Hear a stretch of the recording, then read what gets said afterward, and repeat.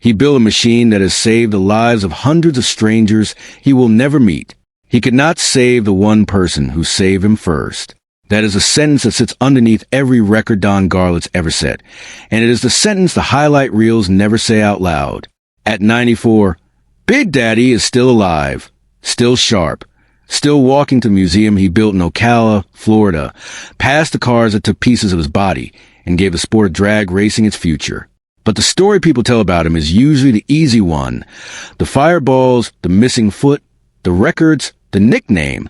The harder story, the one that actually explains the man, is about what he lost long after the flames went out and what he did with the rest of his life once there was nothing left to rebuild but himself.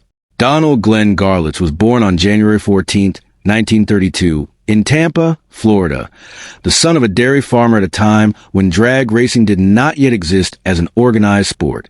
He grew up around engines the way other kids grew up around baseball, and by his mid-20s, he was already building his own cars in a home garage, giving them a name that would follow him for the rest of his career. Swamp Rat. By the late 1950s, he was one of the fastest men in the country in a sport that barely had rules yet, let alone safety standards.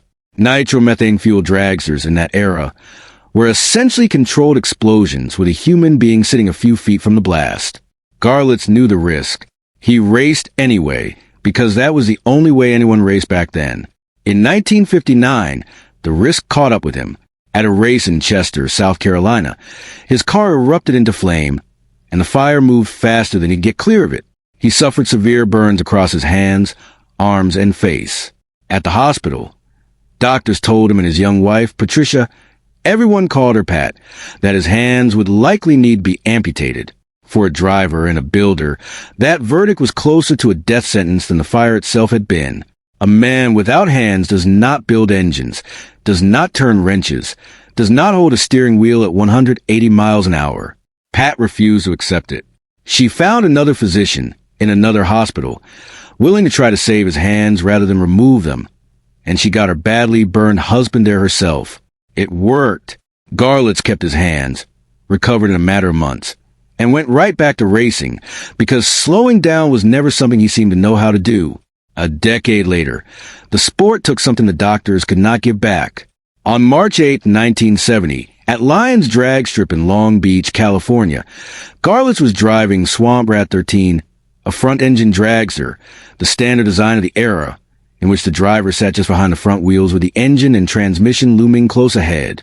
He was testing an experimental 2-speed transmission of his own design, built partly from automatic transmission components. During a final round run, a part inside that transmission failed, and the unit came apart at close to 20,000 revolutions per minute. Directly in front of him, the explosion split the chassis in two and tore away a portion of his right foot. Shrapnel reached the crowd, injuring several onlookers, including a young boy. Garlits survived because the reinforced cockpit held around him, but surgeons ultimately amputated what remained of the damaged foot. He would race for the rest of his career on a rebuilt one. Almost any driver in that position would have had every reason to walk away for good, and no one in the sport would have blamed him. Instead, from a hospital bed, he started sketching. His conclusion was simple and, at the time, radical. The problem was not drag racing itself. It was where the engine sat.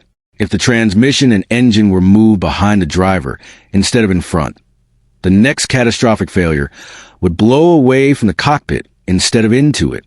Rear-engine dragsters had been attempted before by other builders and had mostly been slow or unreliable, which is part of why nearly the entire front-engine field dismissed the idea outright. Garlits believed the concept had never actually failed. The execution had. Recovering at home in Seffner, Florida, he went out to his shop in a wheelchair and began cutting the parts for a new car on a bandsaw, working with fellow builders T.C. Lemons and Connie Swingle to turn his drawings into metal. The result, Swamp Rat 14, debuted at the 1971 Winter Nationals in Pomona, California, where it did not just qualify against a field of veteran front-engine cars. It won the event outright. Within roughly 2 years, the rear-engine layout had become the standard across virtually the entire sport, a shift traced directly back to the injury that took part of Garlits' foot. It remains one of the most consequential safety innovations in the history of motorsport, and it exists because one driver refused to let his own mutilation be the end of the conversation. None of that survival, though, happened alone, and this is a part of the Garlits story that tends to get compressed into a footnote. Pat Garlits, born Patricia Beeger, married Don on February 20th, 1953. When he was 21 and drag racing was barely a career at all. She stayed married to him for close to 61 years, traveling from track to track through an era when the sport quietly destroyed one marriage after another. She was the one who refused to let doctors take his hands in 1959. She was the one who found the surgeon willing to try to save them. Their daughter has described her as a woman who loved her husband completely and stood beside him through every win, every loss, and every crash. And Garlits himself, in his own reflections over the years, including his 2013 autobiography, Big Daddy, the autobiography of Don Garlits, has credited her as the steady center of a life that otherwise looked like a series of controlled catastrophes. She became known in racing circles, quietly and without much fanfare, as the first lady of drag racing, standing just outside the spotlight while the crowd roared for her husband. That is what makes what came for her, in the end, so difficult to sit with. In her final years, Pat developed a long illness that included Alzheimer's disease, the kind of condition that removes a person gradually, piece by piece, while leaving their body achingly present. Garlits did not place her in a care facility. He kept her at home in Ocala and cared for her himself as her memory receded year after year, according to people close to the family. The man who had rebuilt an entire category of race car from a hospital bed had no blueprint for this. There was no chassis to redesign, no component to relocate behind the driver, no mechanical fix at all. He could only be present for it, the way he had once been present for every one of his own injuries. Except this time, there was nothing for him to survive on her behalf. Pat died on February 2nd, 2014, in their home in Ocala at the age of 79, with Garlits at her side holding her hand, and their 2 daughters in the room. He later wrote that he had played Glenn Miller's big band music in the background because it had been her favorite, and that the house was going to be quiet for a long time. He was 82 years old, and he had outlived the person who had been beside him since he was barely more than a boy. It is worth sitting with the shape of that irony, because it is not a neat one. It is simply true. A man who survived a fireball that nearly cost him his hands, who survived an exploding transmission that took half his foot and split his car in two, who spent his entire adult life being told by the sport itself that it might kill him at any moment, found that the hardest thing he would ever face was not an explosion at all. It was watching, slowly and with no possible intervention, as the person who had twice pulled him back from the edge of losing everything began to forget the life the two of them had built together. There was no fire to walk away from, no wreckage to redesign around. There was only time, and no version of Don Garlits, however sharp or however stubborn, could out-engineer that.